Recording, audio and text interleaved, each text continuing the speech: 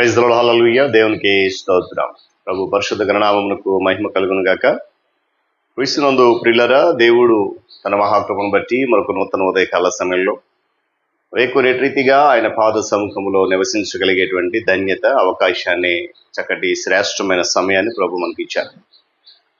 అందును బట్టి ఆయన విలువైన పరిశుద్ధ నామమునకు ఘనత, మహిమ, ప్రభావములు కలుగును గాక.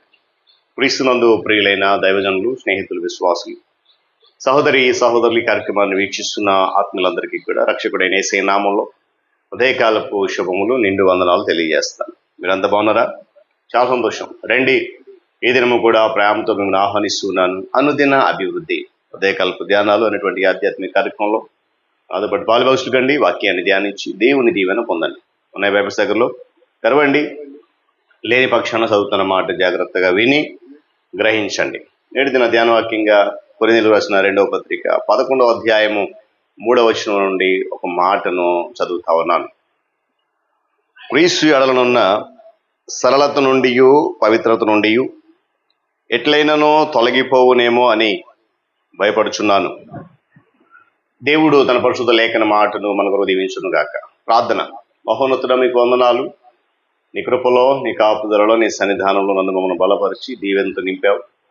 అద్భుతంగా ఈ కార్యక్రమాన్ని నడిపిస్తున్నాం. మీ ఆత్మ ద్వారా బలపరుస్తున్నందుకు స్తోత్రాలు. మరింతగా దీవెనతో నింపి నీ కృపలో వర్ధలింప చేయండి.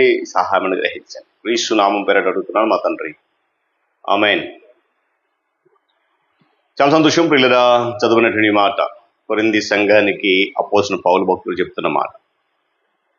అంటే సంఘము క్రీస్తులో ఉన్నటువంటి సరళత, క్రీస్తు నందు కలిగినటువంటి పవిత్రత నుండి, లేక పరిశుద్ధ జీవితం నుండి ఏ విధంగానైనా ఒకవేళ తొలగిపోతుందేమో అని చెప్పి భయపడుతున్నాడని. కారణం ఏంటంటే అపవాది అనేక రీతులుగా సంఘాన్ని విభజించడానికి, అనేక రీతులుగా విశ్వాసులను భ్రమలకు గురి చేయడానికి ప్రయాసపడుతున్నటువంటి పరిస్థితుల మధ్య సంఘము ఏమాత్రం కూడా క్రీస్తులో నుండి బయటకు వెళ్ళిపోకూడదు అనేది పౌలు భక్తుని యొక్క భావన. ఇక్కడ నేటి దినాల్లో మనం చూసినప్పుడు మన యొక్క ఆధ్యాత్మిక జీవితంలో ఎప్పుడైనా సరే అయోమయ పరిస్థితుల్లో ఉన్నామా? ఆ అయోమయ పరిస్థితులు ఉన్నప్పుడు మనము దేవుని కార్యాలను దేనిని కూడా స్పష్టంగా చూడలేం. మనము దేనినైనా స్పష్టంగా చూడాలనుకున్నట్లయితే మనలో ముందుగా విధేయత అనేది కావాలి. గమనించాలి.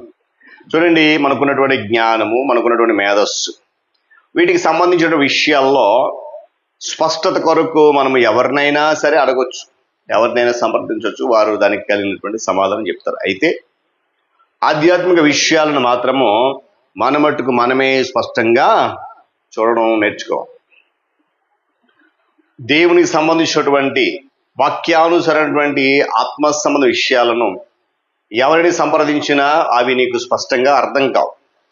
వాదించడం తప్ప మరేది ఉండదు. అందుకొరకే మనంతట మనమే స్పష్టంగా చూడడం అవి నేర్చుకోవాలి. ఎందుకంటే కొన్నిసార్లు ఈ ఈ పరిణామం అనేది, ఈ ప్రక్రియ అనేది మనల్ని మరింతగా అయోమయానికి లేక కలవరంలోనికి నెట్టేయచ్చు. అయితే ఆధ్యాత్మిక విషయాలను అనుకున్నంత త్వరగా స్పష్టంగా చూడలేకపోయినప్పటికీ కూడా సరళత కలిగి ఉండడం అనేది ఏమంత కష్టమైన పని మాత్రము కాదు. బహుశా ఆధ్యాత్మిక విషయాలు చూడలేకపోవచ్చు, స్పష్టత లేకపోవచ్చు, కానీ సరళత అనేది ఉంది కదా, ఆ సరళమైనటువంటి మార్గంలో నుండి తప్పిపోవడం లేక నిలబడి ఉండడం అనేది ఏమంత కష్టమైనది కాదు. ఎందుకంటే దేవుడు ఏ విషయం గురించి అయినా మనలో భారాన్ని ఉంచినట్లయితే వెంటనే మనం చేయాల్సిన పని ఏంటంటే ఆ విషయంలో దేవునికి విధేయత చూపించాలి. ఆ విషయం గురించి ప్రతి ఆలోచనను క్రీస్తుకు లోబడిన చెరపట్టి విధేయత చూపించాలి. అప్పుడు ప్రతీది నీకు పగటి వెలుగంత స్పష్టంగా కనిపిస్తుంది. ఇక చూడలేను అనేటువంటి భ్రమ ఆలోచనలో ఉండదు. ఏమండి, విధేయతే మన మొదటి ప్రాధాన్యత కావాలి. తర్వాతే ఈ వాదనలు, ప్రతివాదనలు, మరొకటి. ఒకవేళ మనము జ్ఞానవంతులమని అనుకున్నట్లయితే దేవుడు కొన్ని విషయాలను మనకు తెలియకుండా దాచిపెడతాం. అందుకంటాడు కదా, నేను జ్ఞానిని కదా అని నీవు అనుకునవచ్చు. మనలను ఆధ్యాత్మికంగా అయోమయ పరిస్థితుల్లో పడవేయడానికి గొప్ప గొప్ప విషయాలు ఏం అవసరం లేదండి. గొప్ప గొప్ప విషయాలు అవసరం లేదు. పరిశుద్ధాత్మ దేవుడు అనుమతించకుండా కార్యాలు ఏమైనా ఉన్నాయో, పరిశుద్ధాత్మ దేవుని స్వాధీనములు లేని విషయాలు ఏవైతే ఉన్నాయో ఆ ఒక్క చిన్నది చాలు మనను ఆధ్యాత్మికంగా అయోమయ స్థితిలో పడేయడానికి. పిల్లలు, మనం దాని గురించి ఆలోచిస్తున్న కొలది ఇంకా ఎక్కువగా కలవరానికి గురైపోతూ ఉంటాం. అయితే ఈ కలవరాన్ని అధిగమించడం ఎలా? ఈ అయోమయ స్థితి నుంచి బయటకు రావడము ఎలా అంటే ఇది కేవలము నీవు దేవునికి చూపించే విధేయత ద్వారా మాత్రమే సాధ్యం. ఎందుకో తెలుసా? మనం విధేయత చూపిన తక్షణమే మనలో వివేకం అనేది మేల్కొంటుంది. ఎప్పుడైతే మనం దేవునికి సరెండర్ అయిపోతామో, ఎప్పుడైతే దేవునికి లోబడి విధేయత చూపిస్తామో మనలో ఉన్న వివేకం అనేది బయటికి, అప్పుడు ఇది మనల్ని కొంచెం అంతా ఒక అందుకు చిన్నబుచ్చుతుంది. అరే, నేను ఎలా చేశానా, ఇలా చేయకుండా ఉండాల్సింది, ఇలాంటి ఆలోచనను రప్పిస్తుంది. ఎందుకంటే మన అవివేకానికి అయోమయానికి కారణం ఏంటో మనకు అక్కడ తెలిసిపోతుంది కాబట్టి అప్పుడు కొంచెం చిన్నబుచ్చుకోవాల్సిన అవసరం. అయితే మన మనశ్శక్తి, మన మనోదృష్టి పరిశుద్ధాత్మకు విధేయత చూపించినప్పుడు పిల్లరా, దేవుని చిత్తాన్ని స్పష్టంగా చూడగల శక్తి మనకు దానంతటదే వస్తుంది. స్తోత్రం చెప్పండి గారికి. హల్లెలూయా. ఇక అప్పుడు మన జీవితంలో సరళత తప్ప మరేది కూడా ఉండదండి.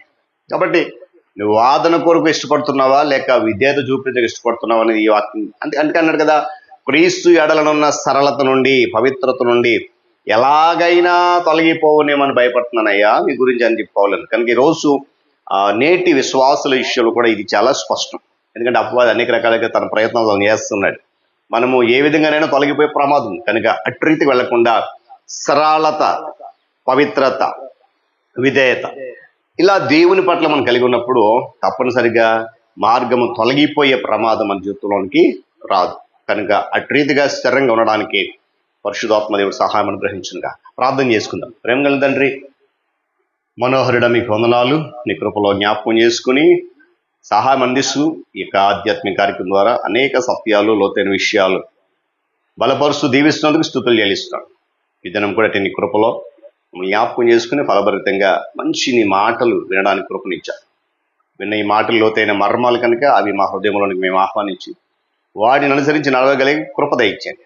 మీరే ఘనత, మహిమ పొందండి. యేసయ్య నామమున ఈ ప్రార్థన అడుగుతున్నాను తండ్రి. ఆమేన్.